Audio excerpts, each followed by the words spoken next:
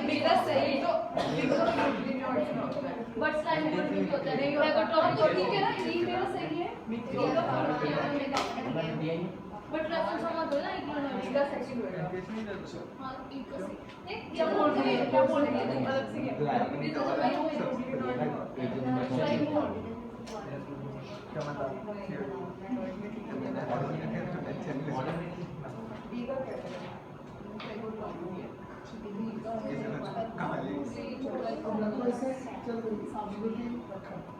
अब इनमें से आज शायद फर्स्ट लेक्चर लगा रहे हैं मेरे साथ ग्रुप में ना लिख के आया था लास्ट लेक्चर डिफेक्ट्स का लगाया था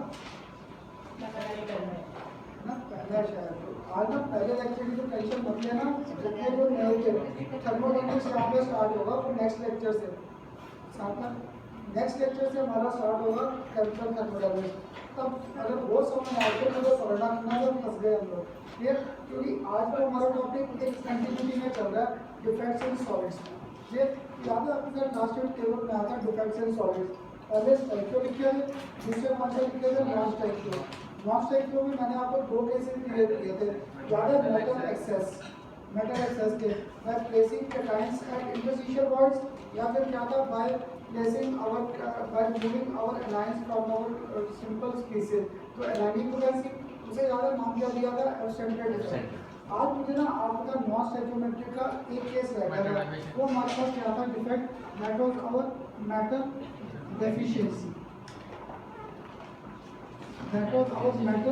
डेफिशिएंसी डिफेक्ट याद है टेबल में आकर बैठा था ऊपर एक लिखकर बैठा था NaCl एक लिखकर बैठा था AgL उसके बाद नेक्स्ट लिखकर बैठा था sodium chloride in the atmosphere of sodium या KCl in the atmosphere of potassium ये और इसके बाद आगे याद है कौन सा लिखा था ZnO यहाँ तक के डिफेक्ट्स कर रखे थे अब मुझे एक बार मैच करा दो कि यहाँ तक के जो डिफेक्ट्स किए थे क्योंकि तुम्हारे भी ना पेपर में सबसे कॉमन क्वेश्चन आ सकता है डिफाइन स्पॉट की डिफाइन फ्रेंड का डायरेक्ट क्वेश्चन या फिर ऐसे कि एग्जांपल देकर पूछेंगे what type of defects are depicted बताओगे NaCl का कौन सा डिफेक्ट था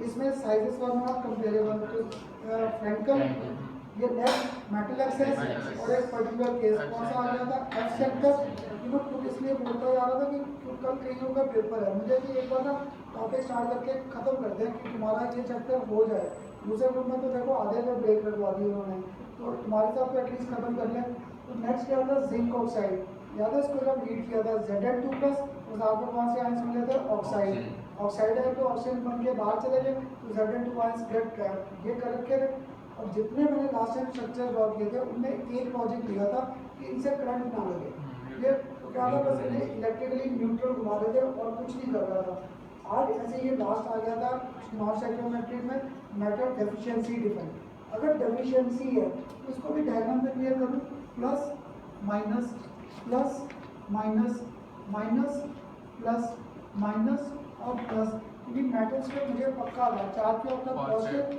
क्योंकि metals have got tendency to lose electron तो मेटल पॉजिटिव था और नॉन मेटल पे चार्ज क्या होता है नेगेटिव ठीक है एग्जांपल ये कर दिया अब यहाँ पे काउंट कराओगे कैटायंस और एनायंस 1 2 3 4 कैटायंस है और 4 ही क्या है एनायंस थे 4:4 या बेसिक रेशियो का मूल्यांकन की 1:4 चलो अभी 4:4 ही निकल जाता है ये अब याद है यहाँ पर वेरिएबल ऑक्सीडेशन रेट आ सकती है जैसे हम लोगों ने कौन सा किया थेलियम+1 थेलियम+3 भी है तो हो सकता है यहाँ पर ऑक्सीडेशन रेट +1 नहीं मेरे मेटल की ऑक्सीडेशन रेट क्या थी +2 भी है याद है आपको लास्ट टाइम जब न्यूमेरिकल कराया था फेरस ऑक्साइड मैं ऑक्साइड को कह तो नहीं सकता चल Fe2+ से सिर्फ कंबाइन कर Fe3+ से भी कर सकता था 2+ से भी ऐसे यहाँ पर जरूरी नहीं है सारे +1 हो सकता है यहाँ पे ऑक्सीडेशन रेट क्या आ जाती है +2 तो मैंने क्या किया यहाँ पर एक पॉजिटिव चार्ज को हटाकर यहाँ पर कौन सा ले आया दूसरा मेटल हैविंग ऑक्सीडेशन रेट +2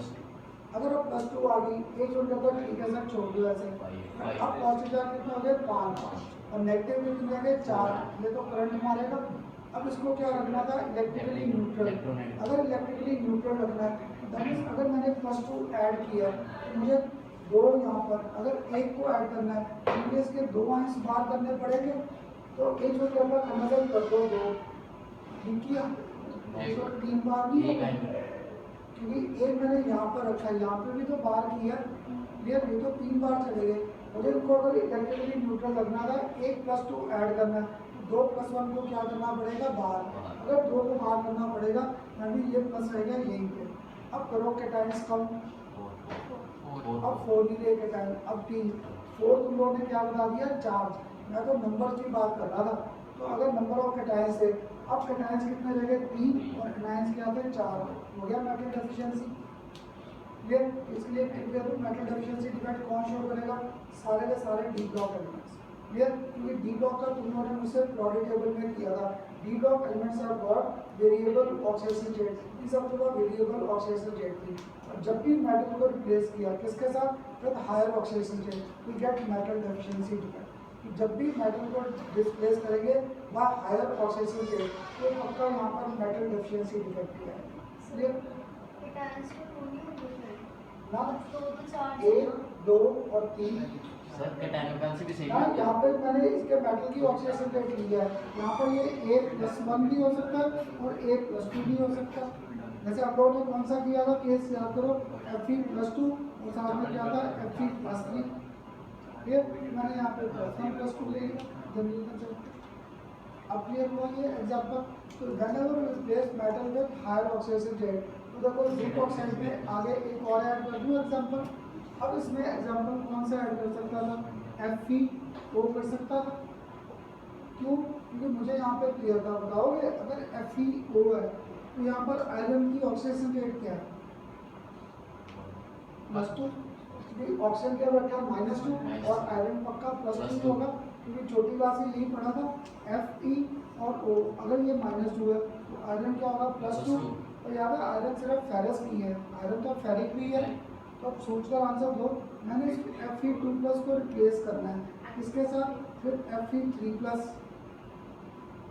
मैंने Fe2+ को बाहर करके किसको लेकर आना है Fe3+, तो ये ना +2 और +3 मुझे बड़ा तंग करते थे।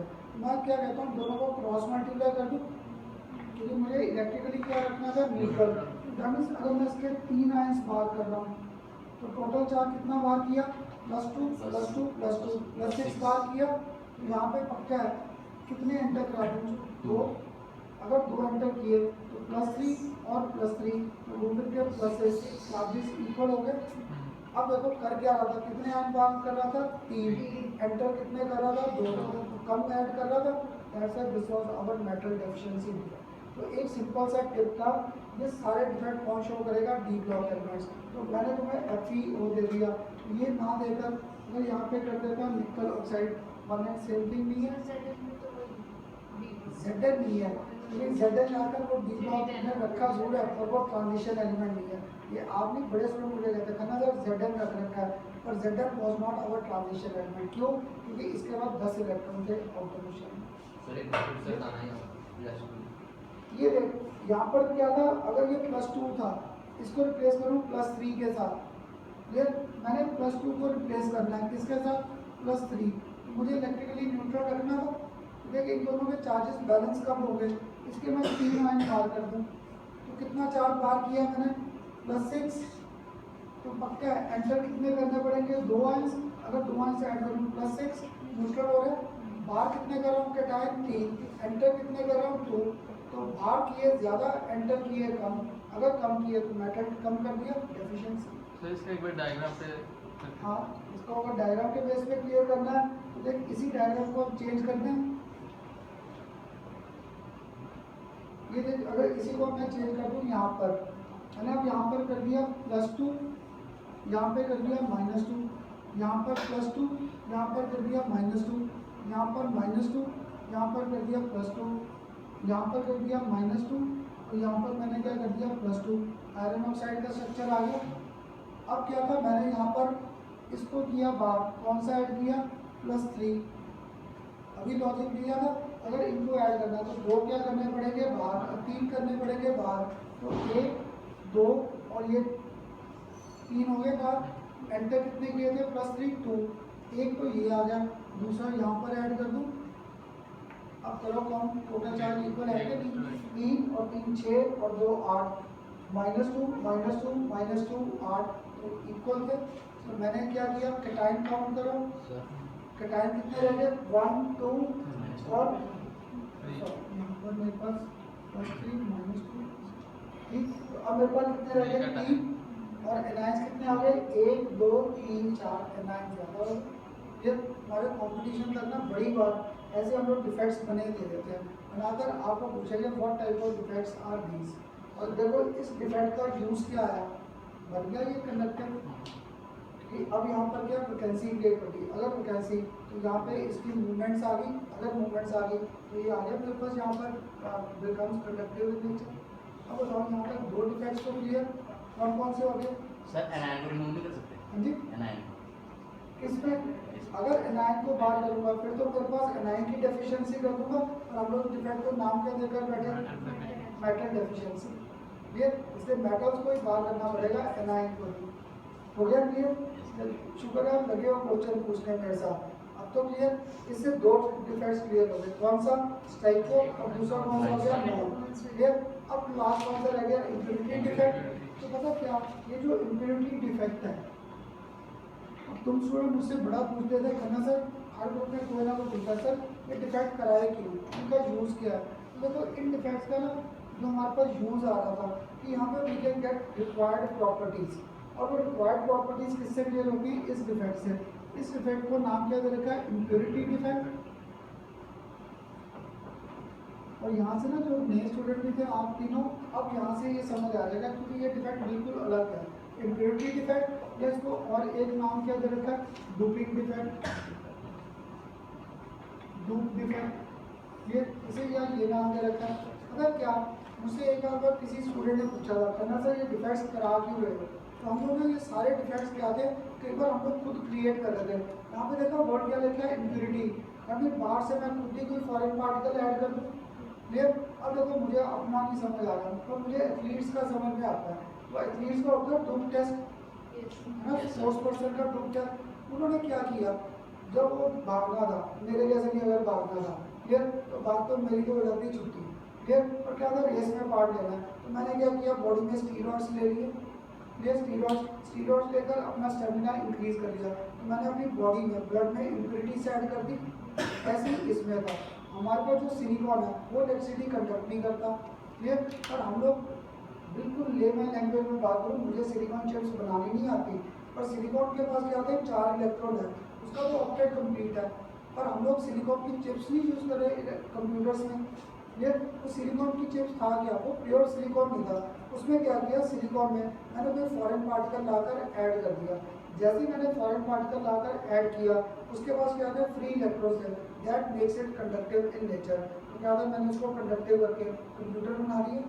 एक मिनट करना सर क्या जरूरत पड़ेगी, आयरन इतना अच्छा कंडक्टर पड़ा, तो अगर मैं आयरन के लैपटॉप बना लेता या ये तो सबको कहता हूँ बॉडी बिल्डर बन के घूमते, इतने हैवी लेकर घूमते।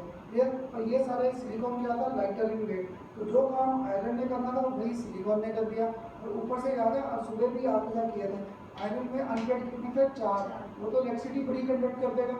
तो हमारे कंप्यूटर को छोटे छोटे बच्चे भी यूज़ कर रहे हैं। तो ये क्या थे, हमारे पास एक्सीडेंट प्रॉब्लम नहीं थे, उन्हें करंट नहीं लग रहा। क्यों नहीं लग रहा, क्योंकि यहाँ पे जब सिलिकॉन चिप्स को यूज़ किया उन्होंने सिर्फ एक इलेक्ट्रॉन दिया, जिससे इलेक्ट्रिसिटी सिर्फ कंडक्ट हो रही थी थोड़े से अमाउंट में, तो उससे हमें क्या करंट मिला। ये एक मिनट सर ये कैसे, हमने तो शुरू से पढ़ा था हमारी बॉडी जो है वो कंडक्टिव है। तो पता क्या था, अगर मैंने क्या किया, किसी ने मुझे कहा जो प्लास्टिक है वो नॉन कंडक्टर है, क्लियर, तो मैंने क्या किया, हाथ पर प्लास्टिक का वो ग्लव्स डाल दिए, ग्लव्स डाल के इस वायर को टच कर दिया, इस वायर को। तो बड़ा अच्छा प्रिंसिपल था, नॉन कंडक्टिव है, मुझे इलेक्ट्रिसिटी को करंट नहीं लगा। अब क्या हुआ, आज सुबह जो आए थे तुम्हारे में से एक्स्ट्रा क्लास में, सुबह लाइट दी हुई थी ना, पीछे पूरी वायरिंग सड़ गई थी। यहाँ पे जो है ना पीछे केबल्स इलेक्ट्रिसिटी वालों की हो गया था काम, और मुझे तो था कि शायद आज की छुट्टी ना करनी पड़ जाए।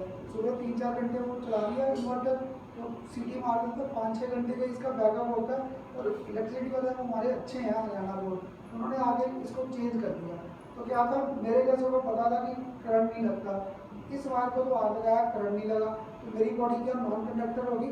मैं ये सोच के हाँ मेरी बॉडी नॉन कंडक्टर है, मैंने हाई वोल्टेज को भी हाथ लगा दिया। अब तो मेरी बॉडी कंडक्ट नहीं करने लगी। तो देखो दोनों केसेस में एक में मेरी बॉडी रेजिस्टेंट होगी, एक में मेरी बॉडी ने रेजिस्ट नहीं किया। तो ये जो कंप्यूटर चिप्स थी इनमें electricity was being conducted only to small extent. अगर वो स्मॉल एक्सटेंट थी, अगर वो लाइव वायर मेरे हाथ में लग भी गई तो मुझे उसके लिए मेरी बॉडी क्या थी, इतनी तो रेजिस्टेंट थी, मुझे करंट नहीं लगा। ये था रीज़न। तो that was the use of our these impurity defects. इन डिफेक्ट्स को पढ़ने का कि हम लोग खुद ये क्रिएट कर रहे थे। एथलीट्स ने क्रिएट किया बट टेकिंग मेडिसिन। फिर हम लोग यहाँ पे क्या करेंगे, मेरे पास स्पीसीज है उनमें लाकर फॉरेन पार्टिकल ऐड कर दूँ। जैसे ही फॉरेन पार्टिकल ऐड करेंगे तो आ जाएगा इम्प्योरिटी डिफेक्ट। तो we study this defect also on the basis of two concepts. याद है इसके लास्ट में मैंने टेबल में ये नहीं बनाए थे। इसे हम लोग स्टडी करते हैं फॉर टू केसेस, एक फॉर आयनिक कंपाउंड, एक फॉर अवर आयनिक कंपाउंड और दूसरा for our non ionic compound. एक मैंने इसे स्टडी किया फॉर आयनिक और एक मैंने इसे स्टडी किया for our non ionic compound. देखो जब मैंने वर्ड आयनिक लिखा है तो आयनिक का एक सिंपल सा एग्जांपल लिखे, मैंने NaCl को डूब कर दिया किसके साथ, दिस पोटेशियम क्लोराइड। ये मैंने NaCl में क्या किया, फॉरेन पार्टिकल लाकर ऐड कर दिया, कौन सा, पोटेशियम क्लोराइड। तो देखो अगर NaCl था, NaCl का स्ट्रक्चर क्या था, positive negative, positive negative, negative positive, negative और पॉजिटिव। ये मेरा NaCl का स्ट्रक्चर था। हाँ जी, ये हमारे पास NaCl का ही स्ट्रक्चर था। अगर ये NaCl डाला, अब मैंने Na को बाहर करके रिप्लेस किससे करना है, स्ट्रोंशियम। याद आपको इतना तो मैंने करा रखा है, इसको तोड़ो पहले। अगर इसको ब्रेकअप किया मुझे क्या मिला, Cl नेगेटिव, साथ में क्या मिला, स्ट्रोंशियम 2+, ये मिला। अब Cl तो दोनों में कॉमन है, अंदर करूँ या बाहर करूँ, Cl नेगेटिव से तो कोई फर्क नहीं पड़ा। अब तुम लोग थोड़ा सोच कर आंसर देना। मैंने क्या किया, इस NaCl में डूब किया था, फॉरेन पार्टिकल क्या ऐड किया, स्ट्रोंशियम +2। तो अगर मैंने यहाँ पर +2 ऐड किया, एक और निकालना पड़ेगा। अब जैसे ही मैंने एक और निकाला, अभी तक क्या था, NaCl इलेक्ट्रिसिटी कंडक्ट नहीं करता था, अब NaCl लगा इलेक्ट्रिसिटी कंडक्ट करने, आ गया इसका use. But by adding strontium chloride, we could make our NaCl slightly conductive in nature. और तुम्हारे कंपटीशन में पता है ये क्वेश्चन कैसे आ रखे हैं, मैंने आपको एक दिया NaCl, सेकंड आपको दे दिया NaCl डूब्ड with strontium chloride, third time मैंने फिर NaCl दिया, अब इसे डूब कर दिया फिर एल्यूमिनियम क्लोराइड। क्लियर? अब देखा ये सबसे ज़्यादा इलेक्ट्रिसिटी कंडक्ट करेगा कि नहीं, क्यों, क्योंकि यहाँ पर कितनी वैकेंसी क्रिएट हो रही है, 2। अगर 2 वैकेंसी क्रिएट हो रही है तो पक्का है यहाँ पे मोबिलिटी ऑफ आयंस ज़्यादा, जहाँ पे मोबिलिटी ऑफ आयंस ज़्यादा उसकी कंडक्टेंस क्या थी, ज़्यादा। तो ये सबसे ज़्यादा कंडक्टिव, तो ये कंडक्ट क्या करेगा, only to small extent. Competition में ये क्वेश्चन ऐसे बड़ी बार आया। क्लियर? अब एक जो मुझे और रोकता है करना सर, ये डायग्राम तो अभी आपने ड्रॉ किया था ऑक्सीडेशन स्टेट, याद है वहाँ पे सेम मेटल के एलिमेंट्स थे। That's why that was not our impurity divided. Impurity तो क्या था, जब मैं कोई फॉरेन पार्टिकल लाकर ऐड कर रहा था। जब मैंने आपको ये FeO क्लियर किया, मैंने कोई फॉरेन पार्टिकल ऐड नहीं किया, आयरन की ही ऑक्सीडेशन रेट वेरिएबल थी, +2 भी था और +3 भी था। और यहाँ पर क्या था, Na की ऑक्सीडेशन रेट फिक्स है। पढ़ाई है किसी ने 10th क्लास में NaCl2, किसी ने भी, सारे लोग क्या करा था, NaCl, Na+ और Cl क्या था, माइनस। सोडियम की ऑक्सीडेशन रेट क्या थी, फिक्स है। इसलिए मैंने इसको जब रिप्लेस किया स्ट्रोंशियम, अगर strontium, this was our impurity defect, क्योंकि मैं कोई फॉरेन पार्टिकल बाहर से लाकर इसमें ऐड कर रहा हूँ। क्लियर? और ये एग्जांपल बड़ी बार आ रखे हैं। NaCl देखकर स्टार्टिंग से NaCl के साथ ही चल रहे हैं सारे केस। क्लियर? तो NaCl को स्ट्रोंशियम क्लोराइड या NaCl को किससे करना है, aluminium chloride, we will get our this impurity defect. तो ये आ गया मेरे पास नॉन आयनिक आयनिक कंपाउंड्स में। अब कौन सा केस रह गया लास्ट, नॉन आयनिक कंपाउंड्स। देखो नॉन आयनिक कंपाउंड्स में कर दूँ रोटी से। अब मेरे साथ में जो नए स्टूडेंट थे धीरे धीरे लिखने की आदत डाल दो। क्लियर? अब ये नेक्स्ट डायग्राम बनाते जाना। कौन सा लिखकर बैठा हूँ अब next, non ionic. Non ionic में हम लोग 40 ग्रुप पकड़े, कार्बन फैमिली, कार्बन, तो कार्बन के नीचे क्या था, सिलिकॉन, है ना। कार्बन के नीचे क्या था, सिलिकॉन। सिलिकॉन को याद है एटॉमिक नंबर 40, अगर 40 का लिखवाओगे इसकी कॉन्जुगेशन मुझे नहीं आती,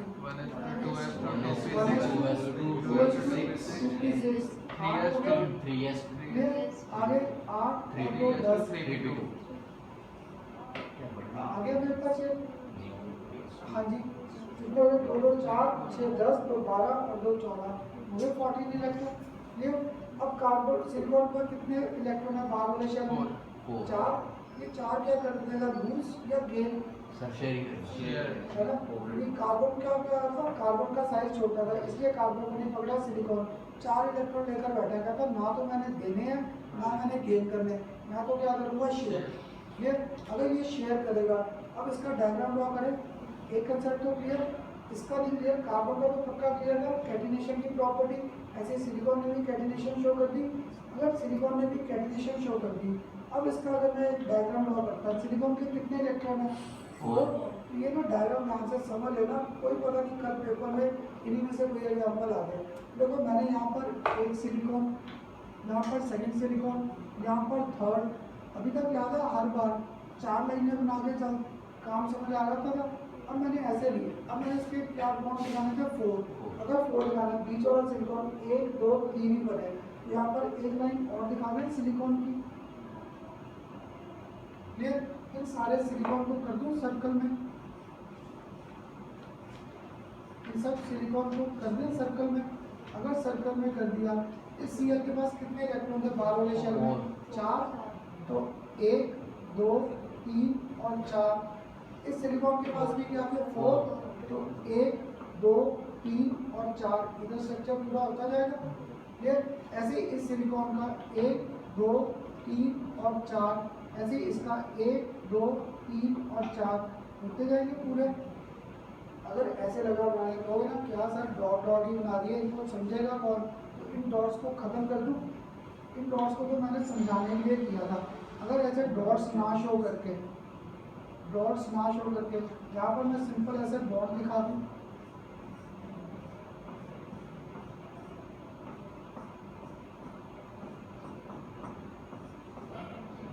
और याद है आपको क्या कहता था शुरू से, जब भी मैंने इन स्ट्रक्चर्स को स्टडी करना है, हम लोग बीच में से स्पीसीज को पकड़ते हैं, तो बीच वाले सिलिकॉन को पकड़ो, चारों इलेक्ट्रॉन शेयर करके बैठा, यही हमारा कंसेप्ट है।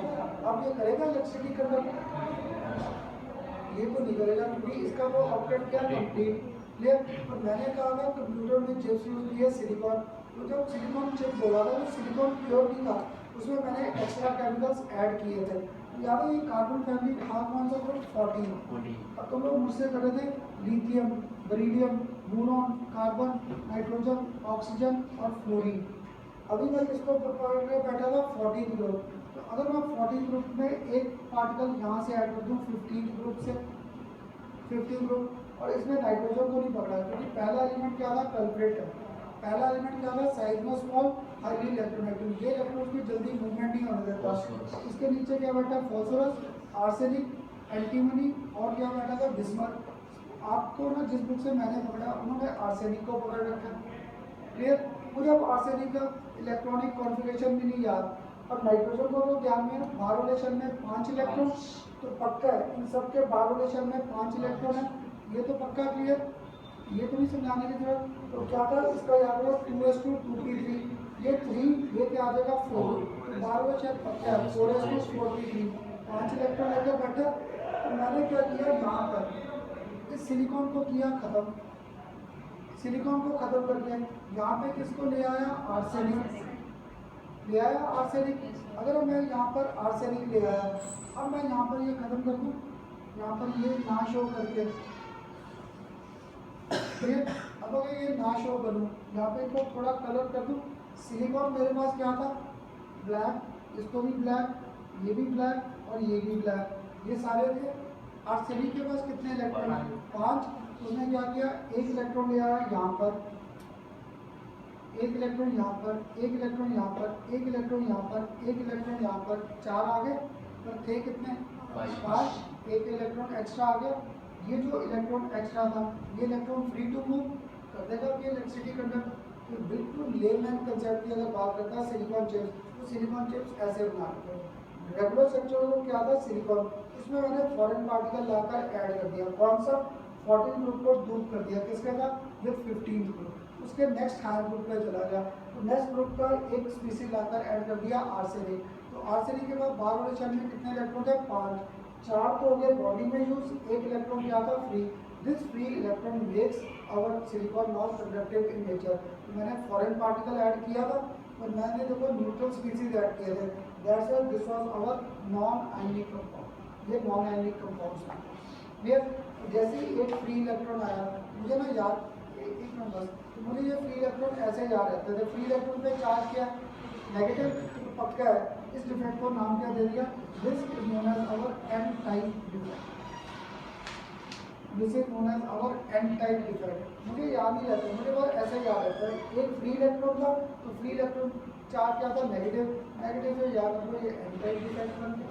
ये तुम्हारे पेपर में बड़ा कॉमन क्वेश्चन है, what happens when 14 group is doped with higher group और विद लोअर ग्रुप। तो अगर मैं हायर ग्रुप से करूँगा, 4 के बदले आप कितने इलेक्ट्रॉन आ गए, 5, एक इलेक्ट्रॉन फ्री हो गया। This free electron makes it conductive in nature. तो पेपर में ना या नोट्स में हमारे बड़ा इसका बड़ा सा डायग्राम दे रखा है, वो बनाने बैठ के छुट्टी हो जाएगी। बस इतना सा डायग्राम ड्रॉ कर दो, यहीं से हमारा कंसेप्ट आ जाता है एन टाइप और पी टाइप। क्लियर? अब बताओ मेरे साथ, एक डिफेक्ट तो क्लियर हुआ। अब सर इसमें हमने फास्फोरस क्यों नहीं दिया? इसमें ले सकता है, फास्फोरस भी ले सकता है, सिर्फ नाइट्रोजन को नहीं पकड़ना, क्योंकि नाइट्रोजन का साइज क्या था, स्मॉल, हाईली इलेक्ट्रोनेगेटिव। तो ये साइज छोटा होने के कारण इलेक्ट्रॉन को जल्दी मूव नहीं करने देगा। क्लियर? और इनको क्यों नहीं पकड़ा, एंटीमनी या बिस्मथ, इनके साइजेस के आगे बड़े, वो इस पोजीशन पे सेट ही नहीं होगा, क्योंकि इनके साइजेस क्या होने चाहिए, ऑलमोस्ट कंपेरेबल। हो गया क्लियर? हाँ जी, इसके किसी बुक में उठाएगा फास्फोरस से है, किसी में आर्सेनिक है, इन दो के साथ ही मोस्टली डिफेक्ट शो होता है। सर ज़्यादा बुक ले सकते हैं, 16 बुक तो ले सकते हैं। हाँ, अगर 16 से कर दूंगा तो उसका पेपर में क्या रखा है, 14 16 डिफेक्ट को क्या नाम दोगे, ये ग्रुप 14 और वो क्या हो जाएगा 16, वो अनपेड दे देगा 2। अगर अनपेड 2 वो इलेक्ट्रिसिटी ज़्यादा कंडक्ट कर देगा। ये आ रखा है ऐसा क्वेश्चन 14 16 अगर व्हाट टाइप ऑफ डिफेक्ट, तो अगर 14 को 16 से कर दिया तो फिर अनपेड 2 आ जाएंगे, क्योंकि कितने इलेक्ट्रॉन लेकर बैठा है वो 6, 4 बॉन्डिंग में 2 इलेक्ट्रॉन चाहिए। ये ऐसे क्वेश्चन पूछो। अब बताओ क्लियर हुआ ये डिफेक्ट, पक्का? यहाँ तक अगर किया, अब मैंने इसको ग्रुप किससे किया था, आगे। अब पीछे वाले ग्रुप से भी तो कर सकता था। पीछे मेरे पास क्या बैठा है, बोरॉन, एल्यूमिनियम, गैलियम, इंडियम और साथ में क्या, थेलियम। किसी ग्रुप में इंडियम से, किसी में गैलियम, किसी में किसके साथ दे रखा है, एल्यूमिनियम के साथ। तुम लोग बताओ कि एल्यूमिनियम के बाहर वाले शेल में इलेक्ट्रॉन, क्योंकि 10th क्लास में भी किया था 13 2 8 3, बाहर वाले शेल में कितने इलेक्ट्रॉन थे, 3। पहले ये बताओ, ये एक डायग्राम तो क्लियर, कोई डाउट तो नहीं आया किसी को? अगर डाउट नहीं आया, इसी में घुमा दूँ, इसी में कैसे घुमा सकता था। अब मैंने बीच में, अब यहाँ पर क्लियर, अब यहाँ पर मैंने किसको ऐड कर दिया, कार्बन फैमिली में एक एलिमेंट पीछे से लाकर। पीछे से एलिमेंट कौन सा था, एल्यूमिनियम, गैलियम और इंडियम। मैंने जिस बुक से पकड़ा था उन्होंने एल्यूमिनियम से कर रखा है, नोट्स में शायद दिया वो आयन से दे रखा है, इंडियम के साथ। क्लियर? तो उसको मैंने यहाँ पर ना इसको इंडियम को लाकर सेटल करा दिया, इंडियम। तो याद है मुझे इंडियम का तो नहीं क्लियर, बोरॉन का क्लियर था, 5 था एटॉमिक नंबर, 2 3, बाहर वाले शेल में क्या था, 3 इलेक्ट्रॉन। तो इसके अगर कॉन्फ़िगरेशन लिखे याद है, NH2 NP1, NH2 NP1, सब में 3 इलेक्ट्रॉन आ रहे थे। अगर 3 आ रहे थे तो इंडियम में 3 इलेक्ट्रॉन शो करेगा, एक इलेक्ट्रॉन यहाँ पर, एक इलेक्ट्रॉन यहाँ पर और एक इलेक्ट्रॉन यहाँ पर। अब यहाँ पर होल क्रिएट कर दिया, होल, तो यानी यहाँ पर अब इलेक्ट्रॉन तो नहीं है, यहाँ पर फ्री होल रह गया, इलेक्ट्रॉन आ सकता था। अब अगर मैं इलेक्ट्रिसिटी पास करता तो हो सकता है ये इलेक्ट्रॉन इधर चला जाए, तो होल कहाँ पे आ गया, इधर। इधर भी मेरे पास क्या थे, इलेक्ट्रॉन ही थे, तो एक इलेक्ट्रॉन इधर चला गया, होल आ गया इधर। तो हुआ क्या, इलेक्ट्रॉन यहाँ से मूव करने लगा इस डायरेक्शन में, है ना, और होल इधर से कहाँ लगा मूव करना, ऑपोजिट। तो होल्स बिहेव करने लगे पॉजिटिवली चार्ज पार्टिकल। इलेक्ट्रॉन्स पे चार्ज क्या था, नेगेटिव। देखो यहाँ से इलेक्ट्रॉन उठाकर कहाँ तक चला गया, इधर। तो इलेक्ट्रॉन मूव करने लगे इस डायरेक्शन में, और होल इधर से कहाँ पे आ गया, इधर। एक तरफ नेगेटिव चार्ज, एक तरफ क्या लगने लगा, पॉजिटिव चार्ज, बन गया ये भी कंडक्टिव इन नेचर। क्लियर? तो इसका मुझे याद कैसे रहता है, इलेक्ट्रॉन कम, नेगेटिव चार्ज कम। अगर नेगेटिव कम तो कौन सा ज़्यादा हो गया, positive. That's why this defect was known as, इसको नाम क्या दे दिया, पी टाइप डिफेक्ट। और मैं ना जब भी टेस्ट में डालता था 12th में, इतना समझाता हूँ ये एन टाइप पी टाइप, और बड़े स्टूडेंट उल्टा कर रहे थे। मैं कैसे, अगर मैं क्वेश्चन डालता था 14 को डूब किया 15, तो तुम लोग बड़ा दिखा देते हो पी टाइप, अब जब मैं करता हूँ 40 को रूट किया 30, तुम लोग शो कर देते हो n। तो सबसे सिंपल था, इसका वो ऑक्टेट कंप्लीट है। अब अगर आगे गया तो इलेक्ट्रॉन 5 है, पीछे वैसे किया तो 3 है। अगर 5 है तो एक इलेक्ट्रॉन का होगा ज़्यादा कंडक्टिव, इलेक्ट्रॉन पे चार्ज किया नेगेटिव, तो पक्का है that defect is an type defect. और दूसरे में क्या क्रिएट कर दी, वैकेंसी।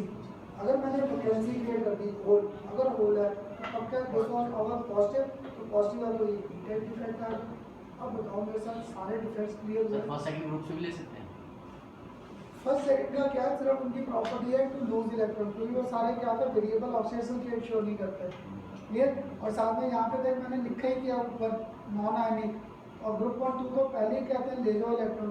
कैसे, सोडियम को उसको तो रिएक्शन में पार्टनर है कहाँ रख रखा है, कैरोसिन में, इसलिए पकड़ना यहाँ पे पी ब्लॉक को पकड़ेगा, क्योंकि इनकी प्रॉपर्टी दोनों तरफ मूव करते हैं, शेयर भी करते हैं और लूज भी करते हैं। अब बताओ मेरे साथ यहाँ तक डिफेक्ट्स क्लियर हुए सबको? सबको देखो यहाँ तक करते करते एक और टॉपिक खत्म हो गया डिफेक्ट्स का। आगे मैं जब लेक्चर एंड करूँगा ना, इन्हीं डिफेक्ट्स को रिलेट कर देंगे विद आवर न्यूमेरिकल्स। क्लियर। इनके न्यूमेरिकल्स ना सीबीएसई में मैंने नहीं पढ़े तो कंपटीशन में आ रखे हैं। क्लियर। इन डिफेक्ट्स को हम लोग रिलेट कर देंगे विद आवर डेंसिटी न्यूमेरिकल्स। वो करते हैं आखिर में, पहले इस चैप्टर को खत्म कर लें। अब इस चैप्टर का ना अभी तक देखो जो रेगुलर क्लासेस में आते गए थे, पहले लेक्चर में क्रिस्टलाइन और एमॉर्फस, फिर दोनों को डिफरेंशिएट करके बीच में एक नई टाइप लाए थे क्रिस्टलाइन, फिर क्रिस्टलाइन सॉलिड्स को डिवाइड किया था फर्दर इनटू 4 टाइप्स। याद है, आयनिक, मॉलिक्यूलर, कोवलेंट और आखिर में क्या था, मेटालिक। इन सबको अरेंज किया था 1 फ्रॉम मैट्रिक प्लॉट।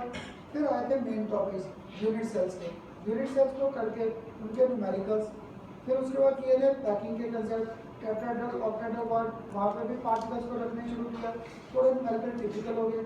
फिर डेंसिटी के न्यूमेरिकल्स किए, और उसके बाद क्या किया हम लोगों ने, ये सारे डिफेक्ट्स इकट्ठे कर दिए। और डिफेक्ट्स को देखा टेबुलर फॉर्म में लाकर, थोड़ा सा तो आसान हो गया याद करने, एक बार जहाँ पे भी आपने पढ़े होंगे याद है, ये सारे पैराग्राफ्स हैं। तो कभी डेंसिटी बढ़ रही है, कभी डेंसिटी कम, कभी कोऑर्डिनेशन पर हाई, कभी लो, और अगर एक बार टेबल में कर दिया स्ट्राइकियो, नॉन स्ट्राइकियो, और आखिर में क्या था इम्प्योरिटी, आगे उनको फर्दर डिवाइड कर दिया टेबुलर फॉर्म में। डिफेक्ट्स करने आसान हो गए। अब इस चैप्टर में ना हमारा एक लास्ट टॉपिक रह गया था, that was our electrical properties and magnetic properties of solids. Clear. वो था electrical and magnetic properties of solid. ये ना इलेक्ट्रिकल और मैग्नेटिक प्रॉपर्टीज के बेस पे इवन तुम्हारे सीबीएसई में क्वेश्चंस इतने नहीं आए, तो मैं हर बार सोचता था कि कभी तो आ गया सॉलिड स्टेट में से ऐसे क्वेश्चन। पर पिछले 3-4 साल से ना, जो पहले जब ये 12th में था तो आपको न्यूमेरिकल्स आते थे इनके, ये डिफेक्ट्स पे शॉर्ट नोट्स आ जाते थे। कंपटीशन में डेंसिटी के न्यूमेरिकल्स सबसे ज़्यादा है, या फिर डिफेक्ट्स डायग्राम देकर हम लोग पूछते थे what type of defect is this, ऐसे इनके एक्सप्लेनेशंस आ रखे थे। तो ये जो नेक्स्ट टॉपिक है ना, ये कभी नहीं पढ़ा। तो ये हमारे पास था concept of our electrical and magnetic properties, electrical and magnetic properties of solid. Electrical and magnetic properties of solid. तो यहाँ पे ना अगर इलेक्ट्रिकल प्रॉपर्टीज पकड़े, याद है एक हम लोगों ने पढ़ रखा है 10th क्लास का कंडक्टर, सेकंड पर रखा है हम लोगों ने इंसुलेटर्स, थर्ड हमारे पास क्या आते थे, सेमीकंडक्टर्स ये आते थे।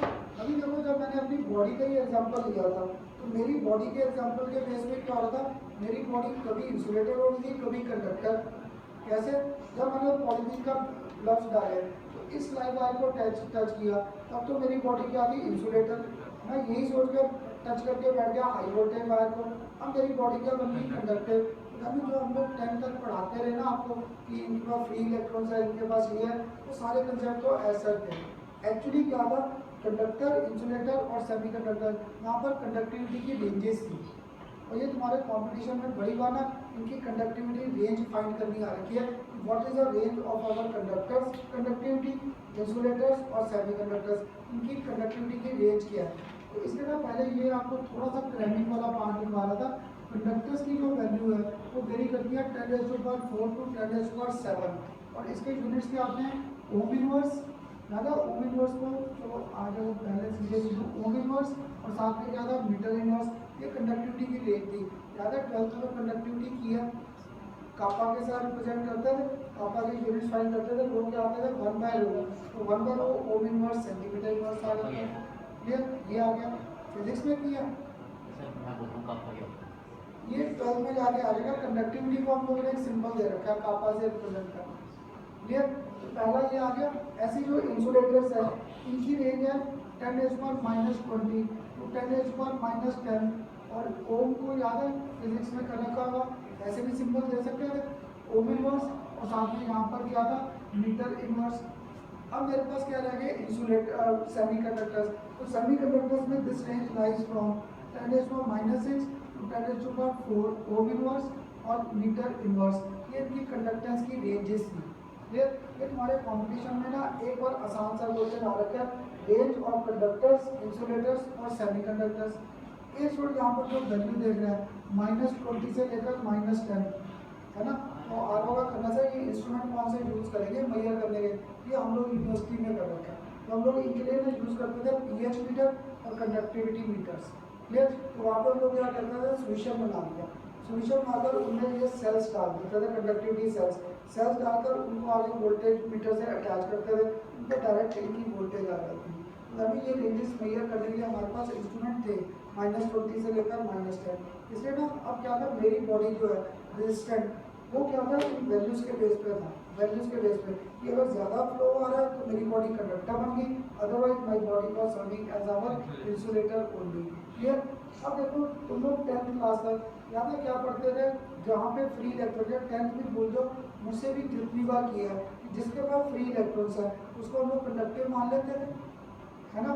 तो अगर फ्री इलेक्ट्रॉन माना सोडियम में, आयरन में, सब में अनपेयर्ड इलेक्ट्रॉन्स आ रहे हैं कंडक्टिव बन गए।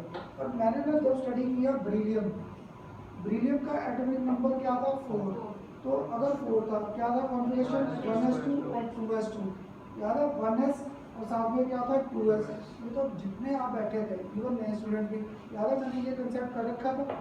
s में कितने इलेक्ट्रॉन थे 2, तो ये 2 इलेक्ट्रॉन ऐसे शो करता था ऑपोजिट स्पिन।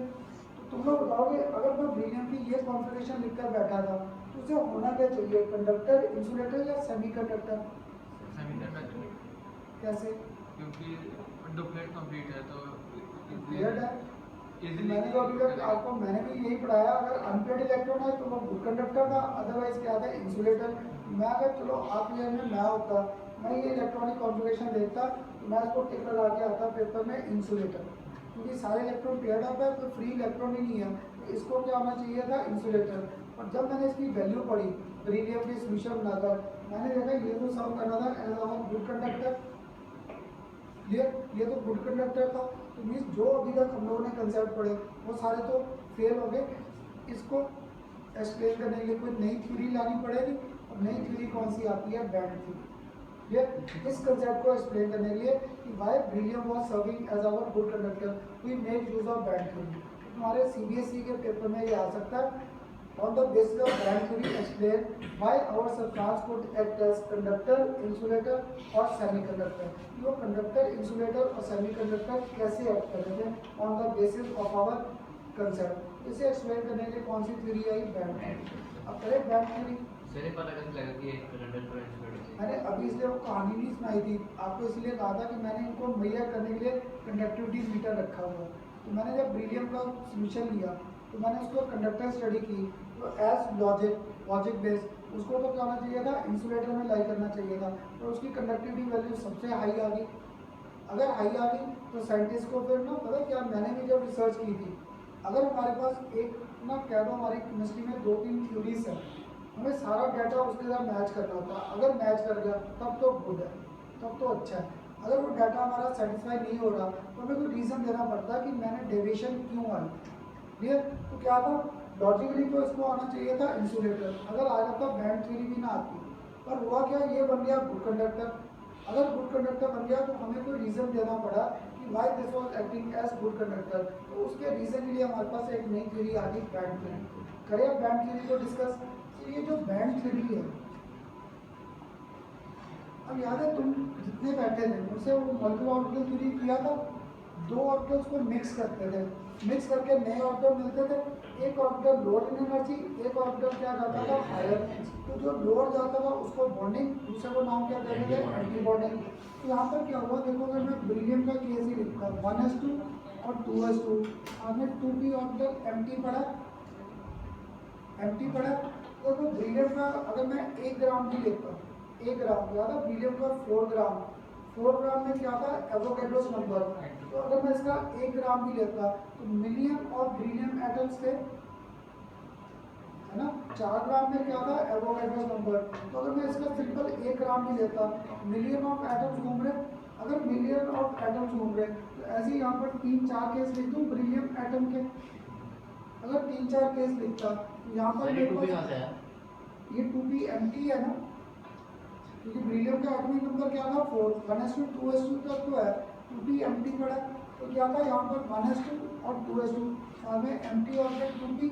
ऐसी नेक्स्ट एक और लिखूँ 1s2 2s2 2p empty, 1s2 2s2 और 2p क्या था एम्प्टी। इसमें होता क्या है बेरिलियम के ये जो फील्ड ऑर्बिटल्स हैं या which are partially filled orbital, these intermix among themself. ये ऑर्बिटल सारे आपस में मिक्स कर जाते हैं, मिक्स करके these give us formation of new orbitals, these orbitals are known as band. यहाँ पे क्या होता है बेरिलियम के ये सारे ऑर्बिटल्स आपस में क्या हो गए मिक्स हो गए, इन्होंने नए ऑर्बिटल्स बना लिए। तो नए ऑर्बिटल्स को नाम क्या दे दिया बैंड। अगर ये सारे फील्ड ऑर्बिटल मिक्स हो गए थे, जब this orbital move lower in energy and this is known as our valence band. इसको नाम हम लोगों ने क्या दे दिया वैलेंस बैंड। अब देखो वैलेंस बैंड तो याद आ जाएगा, ये वैलेंस शेल था। अब क्या था साथ में ये 2p ऑर्बिटल क्या पड़ा था एम्प्टी। अगर एम्प्टी ऑर्बिटल है these also mix among themself, ये आपस में मिक्स कर गए, मिक्स करके इन्होंने नया बैंड बना दिया which moves slightly higher in energy. इस बैंड को मैंने नाम क्या दे दिया कंडक्शन बैंड, कंडक्शन बैंड। तो अब एक लॉजिक मिला, ये ऑर्बिटल सारे क्या करके आपस में मिक्स हो गए। जो फील्ड ऑर्बिटल थे या क्या थे partially field orbitals, these mix among themselves and give us formation of new set of orbitals which is called band। और जो बैंड जा रहा था lower in energy that is called valence band. और जो मेरे एम्प्टी ऑर्बिटल्स है ये भी आपस में क्या हो गए मिक्स हो गए, ये चले गए थोड़े से एनर्जी में ऊपर, इनको नाम क्या दे दिया कंडक्शन बैंड। ये दो बैंड तो क्लियर हुए, वैलेंस बैंड और दूसरा कौन सा आ गया कंडक्शन बैंड। दो बैंड्स आ गए। अगर दो बैंड्स आ गए, अब अगर मैं इनका proper energy level diagram draw करता तो हो सकता है यहाँ पर देखा 2s और 2p दोनों की एनर्जी क्या थी ऑलमोस्ट सेम था। तो जब मैंने इनको मिक्स किया यहाँ पर मैंने किसका कंसेप्ट कर रखा है एनर्जी का। क्लियर। तो क्या था मेरे पास ये था वैलेंस बैंड और ये था मेरे पास कंडक्शन बैंड। इनको ऐसे लिख दूँ, ऐसी एक और मैंने बना दिया वैलेंस बैंड और इधर बना दिया मैंने कंडक्शन बैंड। ऐसे ही मैंने एक और बना दिया वैलेंस बैंड और एक और यहाँ पर दिखा दिया कंडक्शन बैंड। दिखा सकता था वैलेंस बैंड तो पक्का है मेरे पास, क्या था ये पार्शियली फील्ड या कंप्लीटली फील्ड घूम रहा है ना। अब देखा पहले केस में वैलेंस बैंड और कंडक्शन बैंड में है एनर्जी गैप नहीं है ना। अगर इनमें एनर्जी गैप नहीं है, इन दोनों में एनर्जी गैप इतना था डेल्टा ई, इन दोनों में एनर्जी गैप इतना डेल्टा ई, है ना। अगर अब इनमें एनर्जी गैप नहीं है तो थोड़ा सा भी इनको घुमाऊँ, थोड़ा सा भी टिल्ट करूँ, ये इलेक्ट्रॉन इजीली ऊपर जा सकते हैं। अगर ये इलेक्ट्रॉन ऊपर जा सकते हैं, मोबिलिटी ऑफ इलेक्ट्रॉन्स आ गई, बन गया ये कंडक्टर। तो this concept was only good for our conductors. Clear. ये यहाँ पर क्या था दोनों में डिफरेंस नहीं है। अगर डिफरेंस नहीं है तो थोड़ा सा भी मैं इलेक्ट्रॉन को मूव करूँ इलेक्ट्रॉन पावर को तो पक्का है इनमें एनर्जी गैप नहीं था, तो electron can be easily shifted to our empty conduction band. तो अगर ये एम्प्टी ऑर्बिटल में इजीली जा सकते थे, बढ़ गया ये कंडक्टर। अब शायद तुम लोग भी बता दोगे, इधर एक को मैंने लिखना है इंसुलेटर, एक को लिखना है सेमीकंडक्टर। अब क्लियर हुआ। ये लास्ट वाला पक्का क्या होगा इंसुलेटर। क्यों ये इंसुलेटर है? क्योंकि इनमें एनर्जी गैप क्या था हाई। अगर एनर्जी गैप हाई है, मैं टेम्परेचर भी दे बढ़ा दिया तब भी इतनी एनर्जी नहीं दे पाया कि इसके इलेक्ट्रॉन ऊपर जा सके। तो that's why this was serving as our insulator. और ये बीच में थोड़ी सी एनर्जी देकर भेज सकता था, तो तो इससे तो थोड़ा सा कम कंडक्टिव, इसके कंपैरिजन में ज़्यादा कंडक्टिव बन गया। तो this concept of holding goods for our semiconductor.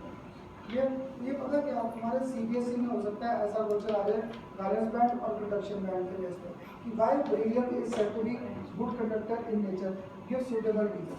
या डायरेक्ट ही आ जाएगा explain valence bond theory on the basis of formation of conductor, insulator या सेमीकंडक्टर्स।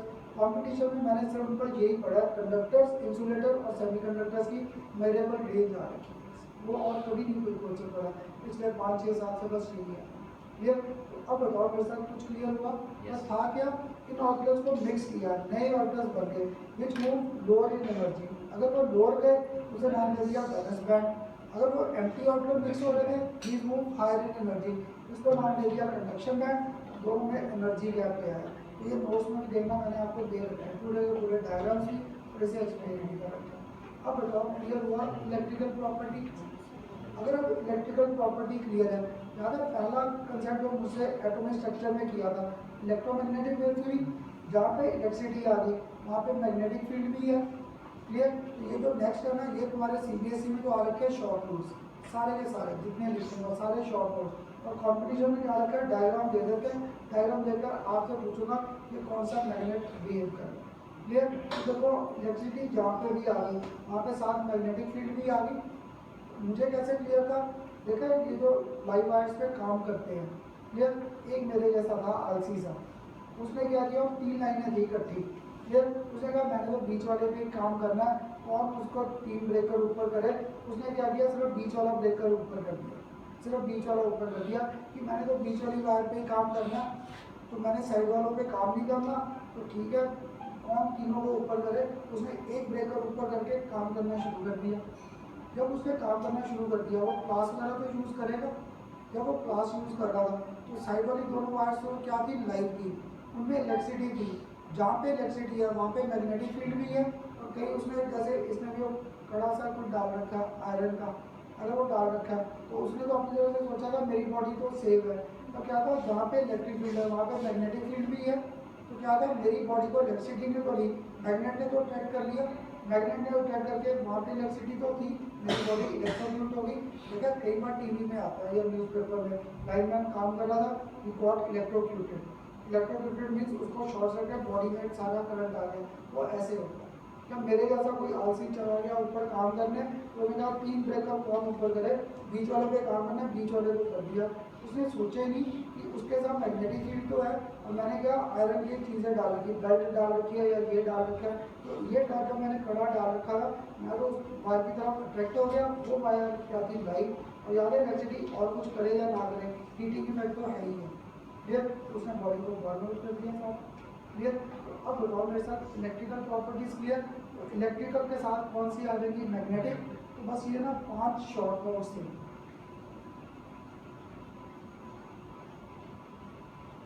और ये देखो इलेक्ट्रिक प्रॉपर्टीज के बाद नेक्स्ट हमारे पास क्या आ गई, मैग्नेटिक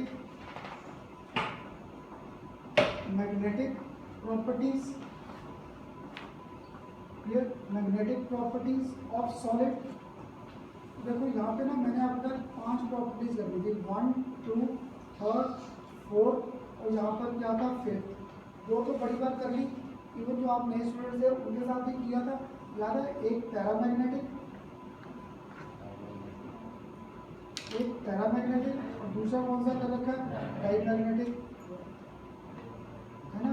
ये 2 तो कर रखी थी, पैरामैग्नेटिक और डाईमैग्नेटिक। पैरा में क्या होता है, अनपेड इलेक्ट्रॉन्स, डाई में क्या होता है, सारे इलेक्ट्रॉन पेड है।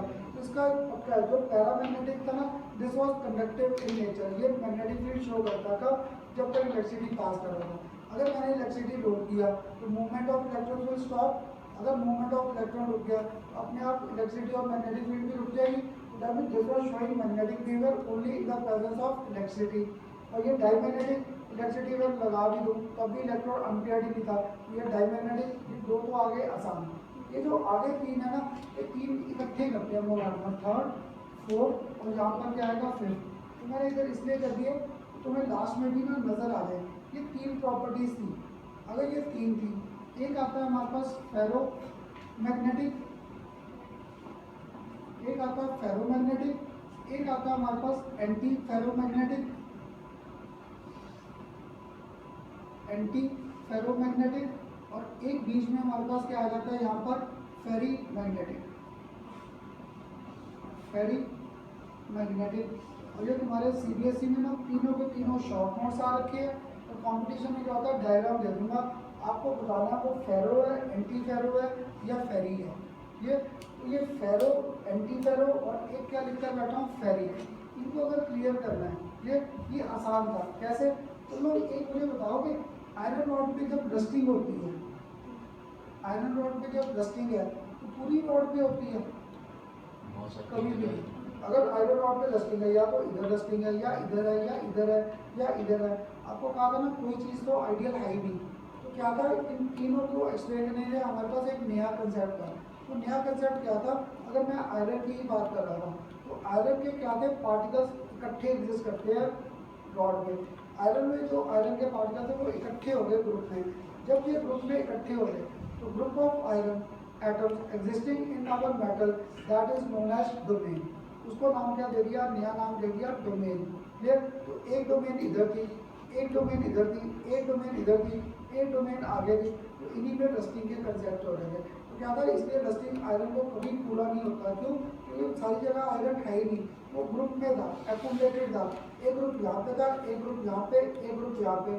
तो ग्रुप ऑफ आयरन एटम या metal existing together that is known as domain. Clear, तो मुझसे तुम लोगों ने एटलीस्ट डाइपोल मूवमेंट किया। डाइपोल मूवमेंट में याद है एरो आता था, जहाँ पे एरो आता था कहता था फिजिक्स में कर रखा है तुम लोगों ने स्केलर और वेक्टर। तो वेक्टर क्या था, डायरेक्शनल। क्लियर, इसलिए मैं आपको कहता था मुझे रीजनिंग के क्वेश्चन आंसर ही याद रहते थे, मुझे ये आता डाइपोल मूवमेंट क्या, वेक्टर। तो देखो अगर इसको मानो डोमेन, और डोमेन को ये डायरेक्शन दे दूँ मैग्नेटिक फील्ड की। क्लियर, एक डोमेन, यहाँ पर मैंने कर दी सेकेंड डोमेन, यहाँ पे थर्ड, यहाँ पे फोर्थ, यहाँ पर फिफ्थ, तो यहाँ पे क्या कर दी सिक्स्थ डोमेन। क्लियर, एक और डायग्राम मैंने ड्रॉ किया। अब मैंने वो डायग्राम कर दिया ऐसे। क्लियर, जब ये किया एक और डायग्राम ड्रॉ कर दिया। क्लियर, एक स्टूडेंट को देख के कहता ठीक है सर आपके आपने डोमेन ही दिखाई है और क्या दिखाया, तो जो स्टूडेंट थोड़ा सा ध्यान से देख रहा था, इसमें all domains get aligned in the same direction, सारी डोमेन एक डायरेक्शन। याद है फिजिक्स में पक्का प्रोडक्ट है वेक्टर, तो वेक्टर यानी इसका रिजल्टेंट डाइपोल मूवमेंट या मैग्नेटिक मूवमेंट प्लस में चला गया। सारे डाइपोल अगर एक ही है तो रिजल्टेंट मैग्नीट्यूड बढ़ गया, that was our ferromagnetic, this acts as our permanent magnet. और याद है तुम्हारे स्कूलों में ना 12th क्लास में लाइट प्रोडक्ट्स बनाते हैं फिजिक्स के, केमिस्ट्री का अर्बर सिंपल रहता है, फिजिक्स का होता है लाइट प्रोडक्ट। तो एक तो तुम लोग ये पक्का बनाते हो इलेक्ट्रोमैग्नेट, वो होता भी बड़ा आसान है। क्या लिया, आयरन की रॉड ली, आयरन की रॉड लेके उस पर कॉपर की कवरिंग कर दी और पूरी रात करंट पास कर दिया उससे। जब पूरी रात करंट पास कर दिया, सुबह तुम लोगों ने ऑफ कर दिया, तो क्या होता है आयरन के सारी domains get aligned in the same direction. अगर वो सारी सेम डायरेक्शन में हो गई, this behaves as our permanent magnet. अब चाहे मैं उसे ऑफ भी कर दूँ इलेक्ट्रिसिटी को, even then this was showing magnetic behaviour, पर पैरामैग्नेटिक शो नहीं करना। ये सीबीएसई में डिफरेंस आ रखा है पैरा में और फेरो में।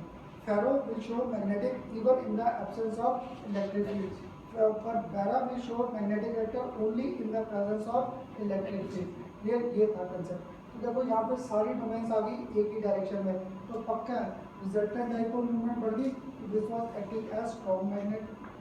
अब तुम में से कोई बता देगा ये लास्ट वाला मैग्नेटिक होगा नेचर में? अब नहीं, क्यों? क्योंकि देखो यहाँ पर मेरे पास क्या हो रहा है, ऑल्टरनेट और ऑल्टरनेट। क्लियर, एंटी किया है इसको, तो यहाँ पर जब मैं इसका डायग्राम अगर चेंज कर दूँ, अगर ऐसे कर दूँ, अब देखो सारे एक दूसरे को कैंसिल आउट कर रहे हैं। अगर सारे कैंसिल आउट कर रहे हैं तो पक्का है इसके जो रिजल्टेंट डाइपोल मूवमेंट क्या, जीरो। अगर जीरो है this was known as our anti ferro. Clear, अब शायद बीच वाले डायग्राम में बता दोगे क्या हो रहा है, दो ऐसे और दो ऐसे कैंसिल आउट कर दिया, तो छः कितने, 1 2 3 4 5 6, और सिर्फ दो ही रह गए एक ही डायरेक्शन में। तो मैग्नेटिक फील्ड तो आई और इसने प्रॉपर वर्ड क्या दे दिया, वीक। अगर वीक है तो ये फेरी मैग्नेटिक हो गया। तो देखो बेसिकली ये था क्या, कंडक्टर, इंसुलेटर, और ये क्या सेमी कंडक्टर। क्लियर, इसलिए ना मुझे भी ये पार्ट डेफिनेशन कभी पहले स्टार्टिंग में बड़ी मुश्किल लगती थी, कौन रट्टा लगाए पार्ट को। और जब से ये पांचों को इकट्ठा लिखा, पैरा और डाइमैग्नेटिक, ये दो आ गया आसान। पैरा में अनपेयर्ड, डाई में क्या था, सारे इलेक्ट्रॉन पेयर्ड अप हो गए तो कैंसिल आउट हो गए। अब इनमें फेरो, एंटी फेरो और फेरी। फेरो में सारी डाइपोल मूवमेंट एक ही डायरेक्शन। तो पेपर में अगर मैं ये डायग्राम ले देता हूँ, इसको किस में लिखूँ? इंसुलेटर। ये बड़े से बड़े इंसुलेटर ही कहते हैं। मैं केवल की बात कर रहा हूँ, तो अकेले ऊपर शो कर दूँ या नीचे रिजल्टेंट डाइपोल तो एक्ट कर रहा है, तो ये मोस्टली सारे मुझे इंसुलेटर ही बोलते हैं। इससे मैच करके, इससे मैच नहीं कर रहा, मैंने अलग केस दिया। तो अब क्या हुआ, सारे मैग्नेटिक मूवमेंट नीचे की तरफ चले गए, तो रहा तो मैग्नेटिक। ये दो केस थे बस फेरो के, बाकी और इसका डायग्राम नहीं बन सकता। बाकी में हम लोग आपको कंफ्यूज करेंगे। तो पेपर में सबसे आसान क्वेश्चन ये आ रखा है, डायग्राम हम लोग दे देंगे, आपको बताना है वो फेरो है, एंटी फेरो है या फेरी है। इनके ऐसे प्रेडिक्शंस आती है। अब बताओ कुछ क्लियर हुए? हाँ जी, इससे हमारा ये पहला चैप्टर आपका सॉलिड स्टेट, एक नया चैप्टर। पहले इतना सिलेबस था, मैं क्या 4-5 लेक्चर तो लग गए इसके। पता क्या, अभी मैं एक्स्ट्रा क्लास नहीं करता, तुम लोग स्कूल से फ्री हो जाओ एक बार, क्लियर? तो फिर शायद मैं संडे या मंडे जिस दिन टेस्ट ना रखा, एक दिन एक्स्ट्रा क्लास लेकर, ताकि नहीं तो इन दिनों में मेरा थर्मोडायनामिक्स स्टार्ट हो जाता है। नहीं, इस संडे नहीं, पता क्या, तुम सबके पेपर चल रहे स्कूल में, इस संडे नहीं आए, तुम्हारा ग्रुप अच्छा मिला है, वो टेस्ट छोड़ता नहीं है तुम्हारे में, अगर सबने दिया है। और वो दूसरे ग्रुप में ना ग्रुप बड़ा है और टेस्ट दिया मैं क्या 12 या 13 में, 12 या 13, बाकी सब छुट्टी खाना, सब पेपर चल रहा है किसी का, और पेपर पूछा तो किसी का फिजिकल है और किसी का इंग्लिश का, इनके लिए छुट्टी करके बैठे हैं। ये हो गया बेटा तुम्हारा ना, कॉमर्स में फिजिकल का तो हो गया। फिजिकल का है, टेस्ट का था, तो पहला किसका था, इंग्लिश का था? +2 का फिजिकल का था और हमारा हाँ सर, वो +2 वाले, हाँ +2 वालों का फिजिकल, वो पेपर देने के लिए छुट्टी मार के बैठे थे, तो ऐसा ही कलाकार है। तो अब बताओ क्वेश्चन क्लियर हुआ पूरा ये चैप्टर क्लियर? अब पता क्या, मैंने अभी आपको एक आखिर में क्वेश्चन बोला था, हाँ जी समझ आया? अब ये लास्ट पार्ट तो, अब ये लास्ट पार्ट तो आप तीनों से भी पूछ सकता था, ये तो क्लियर हुआ लास्ट इलेक्ट्रिकल और मैग्नेटिक। अब देखना नेक्स्ट लेक्चर से थर्मोडायनामिक्स स्टार्ट हो जाएगा, उसका पुराने चैप्टर से कोई लिंक नहीं है कहीं पे भी, वो अब इम्पॉर्टेंट है। तो वहाँ से जब शुरू करेंगे ना, फिर तुम्हें नेक्स्ट लेक्चर से बिल्कुल डाउट नहीं आएंगे। अगर आप थोड़ा सा भी मुश्किल लगा तो नेक्स्ट टाइम फिर नहीं लगेगा। अब बताओ यहाँ तक तो क्लियर? पता क्या, तुम्हारे CBSE में तो ऐसे, पर हो सकता है तुम्हारे स्कूल के भी जो टीचर्स हैं कहीं अगर गंदा सा न्यूमेरिकल डाल दें, तो लोग इसके ना न्यूमेरिकल जो मैंने आपके साथ किए थे डेंसिटी के, याद है डेंसिटी का फॉर्मूला क्या किया था? डेंसिटी को given by Z into m by m0 into मैंने क्या किया था AQ, है ना? इसी के न्यूमेरिकल हम लोग थोड़े से उल्टे सीधे भी कर सकते थे। अगर मैं इनको रिलेट कर देता विद आवर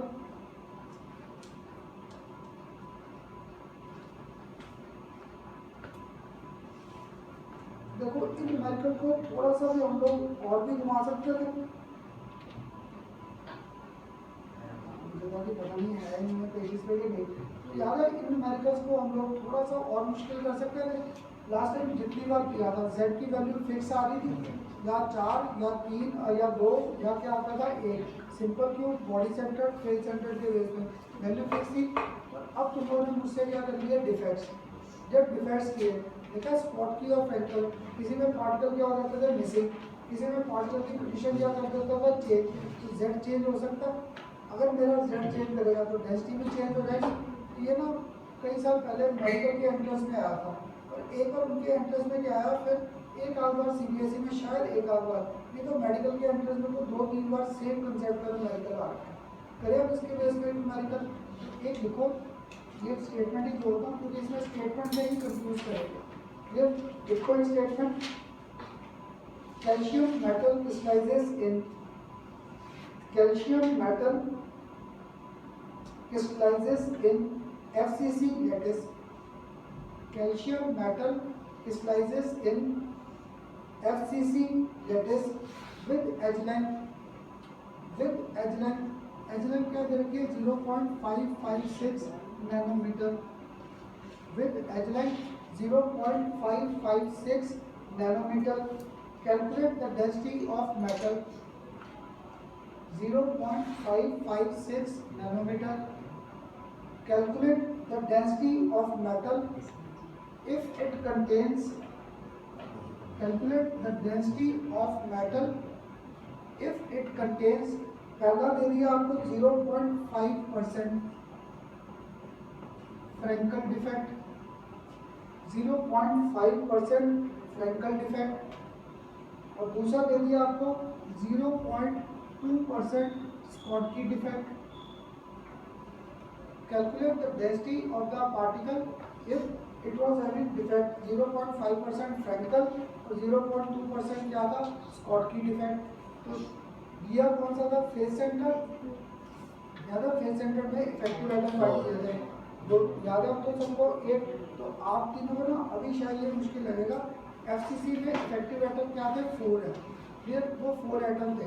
अगर इसमें इफेक्टिव एटम 4 थे, देखो अगर मैं इस न्यूमेरिकल को सॉल्व करने बैठता, डेंसिटी Z हमारे पास था effective atom, M atomic mass, N0 Avogadro number और K क्या था, H लाइन।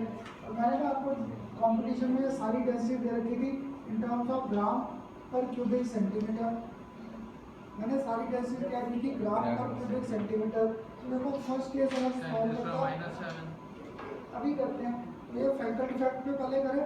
अगर फ्रैंकल डिफेक्ट कर रहा था तो Z की वैल्यू क्या थी मेरे पास 4, ये एटॉमिक मास ऑफ कैल्शियम वो क्या था 40 ग्राम्स पर मोल, ये मेंशन है। ये N0 की वैल्यू मुझे फिक्स थी, N0 वैल्यू 6.022 10⁻23, तो यहाँ पर क्या था ये वैल्यू पर मोल, तो पर मोल को मोल इनवर्स लिख दो। अब तुम लोग बताओ एच लेंथ क्या दे रखी मैंने, 0.556 नैनो, वो क्या है -9 मीटर।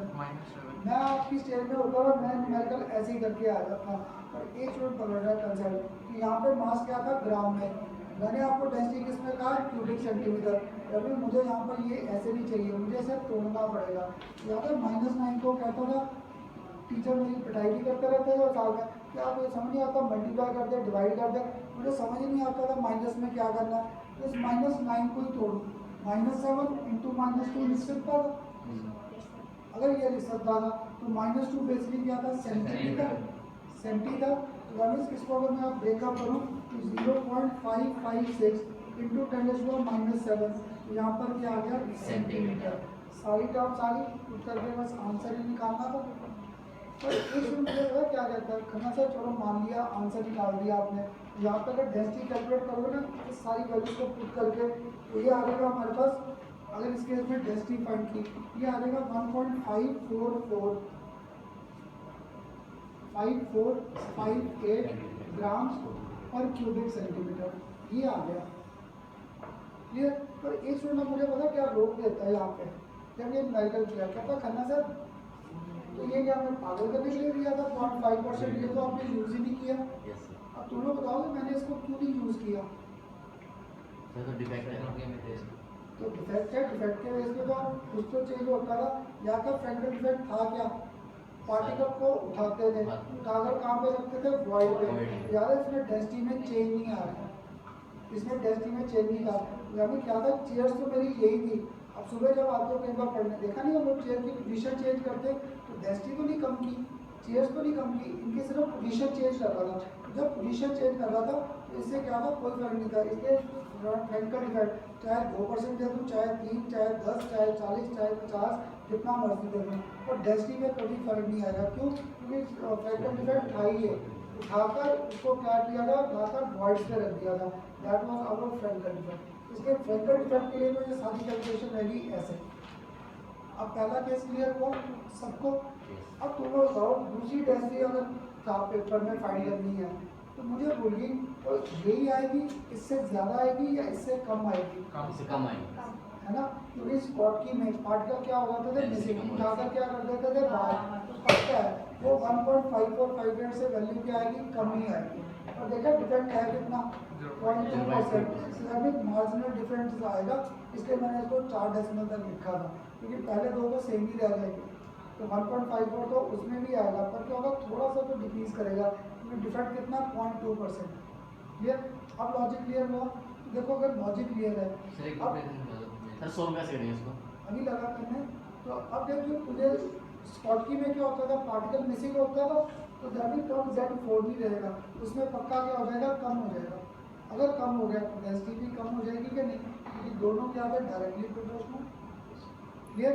मैंने फ्रैंकल में क्यों नहीं किया, क्योंकि याद था फ्रैंकल की डेफिनेशन क्या थी कि टाइम को उठाकर कहाँ पे रखा था, एम्प्टी स्पेस पे। मैंने बाहर नहीं किया था, सिर्फ उसकी पोजीशन चेंज की थी, तो रखा तो उसी एरिया में था। डेंसिटी का सर सेकंड वाले में डेंसिटी चेंज हुई। हाँ, तो फिर आपने कहा कि इसमें कोई फर्क नहीं पड़ेगा। क्या था 1.54 तक फर्क नहीं पड़ेगा, क्योंकि क्या था 0.2% है, ऑलमोस्ट नेग्लिजिबल था। क्लियर। आएगा डेंसिटी कम होगी पर 1.54 तक सेम, आगे जाके कहीं वेरिएशन आएगी थोड़ी। क्लियर। अब देखो उसको सॉल्व करना है, मैं ना हर बार सॉल्व कराता हूँ तुम्हें, और जब मैं टेस्टों में डालता हूँ पता नहीं कैसे कैसे कैलकुलेशन कर देते हो तुम लोग, बताओगे। अब जब मैंने ये निकाला था सेकंड केस, कौन सा, फ्रैंकल डिफेक्ट। क्लियर। अगर फ्रैंकल डिफेक्ट निकालना है, इन सबको मैंने रब कर दिया जो पहले एक्स्ट्रा चीज़ें लिखकर बैठा था। अब एक मिनट क्या था करना था, सारी वैल्यूज ऐसे ही रहने दो, करूँ किसी में चेंज, जेड को चेंज करना पड़ेगा। अब सुबह भी याद है तुम्हें हाइजेनबर्ग अनसर्टेनिटी के क्लियर कर रहा था, तो जब भी परसेंटेज में होता होगा उसको सॉल्व करने का लॉजिक था 0.2% ऑफ 4, तो 0.2% ऑफ 4, 0.2 इंटू 4 डिवाइड बाय 100, तो ये इसको भी खत्म कर दूँ, ये तो घूम फिर कर ये आ गया। तो अब क्या था, 4 तो पूरा एग्जैक्ट था, पर कितने पार्टिकल बाहर किए, 0.008, तो दैट मीन 4 माइनस अब करना पड़ेगा 0.008, तो ये घूम फिर कर 3.992 आ जाएगा। ये इसलिए जाएगा, देखो 3.992 या 4 ऑलमोस्ट 1 एंड सेम थिंग लीजिए। क्लियर। पर हमारे कैलकुलेशन शो करने के लिए हो गया, ये आ रखा है तुम्हारे कॉम्पिटिशन। क्लियर। तो अब देखो एक मैं भी पूछूंगा, फिर पहले मुझे यहाँ तक बता देना। अब यहाँ पे 3.992, अब तो सारी वैल्यूज पुट करके निकाल सकते थे, और अगर इस बार डेंसिटी निकालोगे ये वैल्यू के बेस पे, ये आ जाता है 1.5428 ग्राम पर क्यूबिक सेंटीमीटर। यही आता है 1.5428 ग्राम पर क्यूबिक सेंटीमीटर। अब आया न्यूमेरिकल का लॉजिक, इसलिए मैंने ये न्यूमेरिकल लास्ट में पूछा। अब क्लियर हुआ, अगर क्लियर है तो मुझे भी हो जाएगा कि हाँ भी समझ आ गए। ये दो तो आ रखे पेपर में, एक मैं ऐड कर दूँ अपनी तरफ से सेम न्यूमेरिकल में। ये अगर सेम न्यूमेरिकल में यहाँ पर मैं थर्ड ऐड कर देता 0.2% इंटरस्टिशियल डिफेक्ट, डेंसिटी इंक्रीज हुई है ना। ज़्यादा इंटरस्टिशियल में क्या होता है, not only proper position but also occupy spaces, यानी मैं एक्स्ट्रा ला रहा था, अगर एक्स्ट्रा ला रहा था तो सारे न्यूमेरिकल में बस ये हो जाएगा। इसलिए ना स्कॉट की और फ्रैंकल आ गया, तब तो तुम लोग रट्टा, इंटरस्टिशियल आ गया एक मेरे जैसा स्टूडेंट, तो सर आपने कराया ही नहीं। क्लियर। तो कराया भी मीन्स आपको उस लॉजिक के और करा रखे हैं, तो जरूरी कोई है हर बार स्कॉट की फ्रैंकल आए, तुम लोग कोई भी डिफेक्ट डाल सकते हैं। ऐसे ही अगर वैकेंसी डिफेक्ट डाल देता तब भी सेम माइनस ही रहेगा, क्योंकि उसमें भी डेंसिटी क्या होती थी, डिक्रीज। ऐसे बस कोई ना कोई क्वेश्चन आते हैं। क्लियर। तो ये लास्ट क्वेश्चन था जो थोड़ा सा डिफिकल्ट था, हुआ सब। सर अगर पेपर में आए तो हमें शो करना जरूरी है क्या, ये माइनस प्लस, हाँ इसके बिना कैसे निकालेगा आंसर, बल्कि आंसर तो सेम ही आया। आंसर सेम नहीं आ रहा, क्योंकि अब एक डिफरेंस आ रहा है 1.54 आगे 28 आ रहा है। ठीक है, डिफरेंस आ रहा है, ये तो फिर शो पूरा करना पड़ेगा। हाँ कंपटीशन में एक और आ रहा है density equal to greater than या लेस देन, ये जब इक्वल टू ग्रेटर देन और लेस आ रही है तब तो मैं लॉजिक के बेस पे टिक कर सकता हूँ। नॉर्मल क्रिस्टल की दे दी, फिर डिफेक्ट्स के बेस पे दे दी इक्वल टू ग्रेटर या लेस, तो जिसको बेसिक क्लियर था कि डेंसिटी कम हो रही ज़्यादा, तब वो टिक लगा सकता है। ये बार बार जाएगा, हम लोग ना इतनी जो प्लानिंग करते हैं टेस्टों की, तुम्हारा टाइम पीरियड में खत्म होगी। और मेरे में जितने टेस्ट हैं ये 1.5 घंटे के है ना, अगर तुम लोग यहाँ पे कंप्लीट कर रहे हो 1 आवर 30 में, तो पक्का है पेपरों में फिर ऐसा कभी नहीं होगा कि केमिस्ट्री का पेपर छूट जाए। तो मैं थोड़ा सा तो करता हूँ कि प्लस में टाइम देकर कि तुम लोग अगर मेरा टेस्ट पूरा कर रहे हो 1.5 घंटे में, तो पक्का है फाइनल में भी करके ही आओगे, फिर नहीं छोड़ दिया। क्लियर। अब बताओ क्लियर हुआ ये चैप्टर, कर लोगे। वो आज स्टार्ट नहीं करेंगे, एक दिन का पेपर भी है, इनको भी पढ़ने का टाइम मिल जाए तो नेक्स्ट क्लास ही वो स्टार्ट करें। क्लियर। पहले ये बताओ यहाँ तक तो सबको क्लियर है, अब जाके कर लोगे ये, कोई डाउट पूछना तो बता दो। आज सुबह ये 2-3 तो आ रहे थे, तुम लोगों को भी डाउट है, कल पेपर है भी डाउट। हाँ जी पता क्या, मैं भी रात को 12 बजे तक तो जागता ही, 12 साढ़े 12 1 बज जाता है डेली, क्योंकि अब सुबह से पढ़ा के अब तो फ्री होता हूँ मैं भी, तो मुझे चाहे रीड कर लेना जैसे मर्जी। वो रहने दे अभी, वो कंपटीशन नहीं आती। ये मैंने अभी आपको CBSE के बेस पे सारा कराया, जो CBSE में, क्योंकि वो हाँ सुबह बोला दोबारा रिपीट करूँ।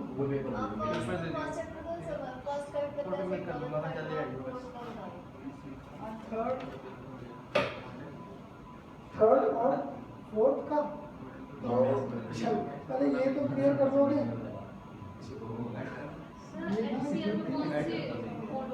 हाँ जी SCL में उसमें आईडी तो नहीं होता ना, फिर इसका LIH में कौन सा बोर्ड होता है? LIH में क्या कौन सा केस पूछ रही है? अच्छा ये सेकंड भी रहने दे, अभी मेरा भी सर बोला वो ये करेंगे डिस्कस करेंगे। या तो हमारी वजह से भी करेंगे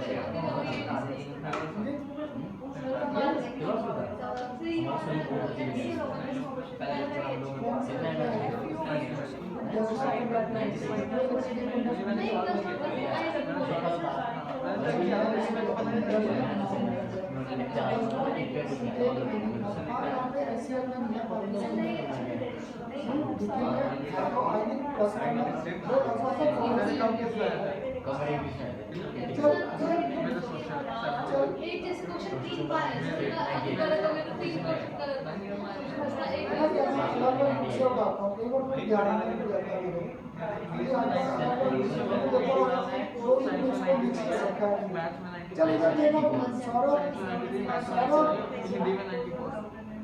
हिंदी में 94 2 मिनट इधर देख ले। देख तुम्हारे कोर्स की पता क्या, जितना मुझसे किया वो तो कर जाओ थ्रू ये। तो जो बॉडी टेबल और केमिकल बॉन्डिंग है, बॉडी टेबल में जो सबसे ज़्यादा जो क्वेश्चंस आए हैं वो आपको आर के फिलिंग ऑर्बिटल्स का याद है। फर्स्ट पीरियड में 1s था, सेकंड में 2s 2p, थर्ड में 3s 3p। तो why these orbitals are being filled, इनका रीजनिंग का क्वेश्चन आया सबसे कॉमन। ये पहला तो ये। दूसरा अभी भी आपको मैंडलिस लॉ था, उसके यूजेस और ड्रॉबैक्स अभी भी आ रखे थे, सेकंड क्वेश्चन। थर्ड इनकी प्रिडिक्शन, आज जो सुबह भी कराया था आपको, प्रिडिक्शन मीन्स जैसे सोडियम दे दिया, इसका पीरियड, ग्रुप नंबर और ब्लॉक सब कुछ बता ये पक्का आते हैं ऐसे क्वेश्चन। इसके बाद जो क्रैमिंग वाला क्वेश्चन आ सकता है वो आ सकता है आयनाइजेशन एंथैल्पी, इलेक्ट्रॉन एंथैल्पी, इन सबको define and what are the factors on which तो आयनाइजेशन एंथैल्पी। ये ना पीछे बैठ के ज्यादा बातें करने लगा है, तो आगे बैठता था एक क्वेश्चन ही पूछता। हाँ तो यहाँ पे आयनाइजेशन एंथैल्पी और इलेक्ट्रॉन एंथैल्पी, ये इन पे शॉर्ट नोट्स आ रखे हैं, what are the factors on which these value depend, ऐसे इनके क्वेश्चंस आ रखे हैं। या फिर मैंने इनमें डिफरेंस इंपॉर्टेंट था, इसमें डेल्टा EGH और साथ में इलेक्ट्रॉन एक्टिविटी, पता नहीं कितनी बार इन दोनों का डिफरेंस आ रखा है और नोट्स में आपको दे भी रखा है दोनों का डिफरेंस। एक आखिर में जाता है why first element shows abnormal behavior as compared to the remaining elements, कि पहला एलिमेंट बाकी से अलग रखता है, क्यों शो करता है। ज़्यादा आपको कहता था मुझे भी नहीं आ रहा है कॉन्फिगरेशन मिलता है। तो नाइट्रोजन का size very small, highly electronegative, अगर इलेक्ट्रोनेगेटिव है हाई आयनाइजेशन और नॉन अवेलेबिलिटी ऑफ ये था हमारा प्रोडक्ट। और एक बड़ा आपका trans are smaller in size and trans are larger in size, कई बार शॉर्ट होता है ये। इसके बाद दूसरा चैप्टर कौन सा कहते हैं, बॉन्डिंग पे तो सारे के सारे मेरे टेस्ट वाले क्वेश्चन हाइब्रिडाइजेशन लगेंगे के साथ। तो हाइब्रिडाइजेशन याद है वो आंसर के बेस पे बॉन्डेड पेयर, लोन पेयर, फिर ये तो आएंगे हाइड्रोजन बॉन्डिंग पे short notes, molecular orbital theory वो इम्पोर्टेंट है। ये ऐसे कोई ना कोई इनके शॉर्ट नोट्स के बेस पे आते हैं। स्ट्रक्चर तो आएंगे ही आएंगे, तो बॉन्डेड पेयर और लोन पेयर तो आएंगे। इतना तो बता दिया तो वो सारे जान कर रहा है, इसलिए करते हैं मैंने कराया बस वही करते हैं बहुत है। और इसको रेक्टांगुलेशन मतलब जो न्यूमेरिकल्स करा दिए सारे, ये numericals differences after what the differences वगैरह ऐसे कर लेना पेपर। चल अब तो कर लोगे बस। इतना करो, अब नेक्स्ट टाइम नया चैप्टर स्टार्ट कर देंगे। लेटेस्ट एनर्जी क्लस्टर पोटैशियम और जब भी कंबाइन करते हैं जो एनर्जी रिलीज होती है, जहाँ पर smaller the size of atom larger the size more is the ये आ रखा है शॉर्ट में, आया था कहीं?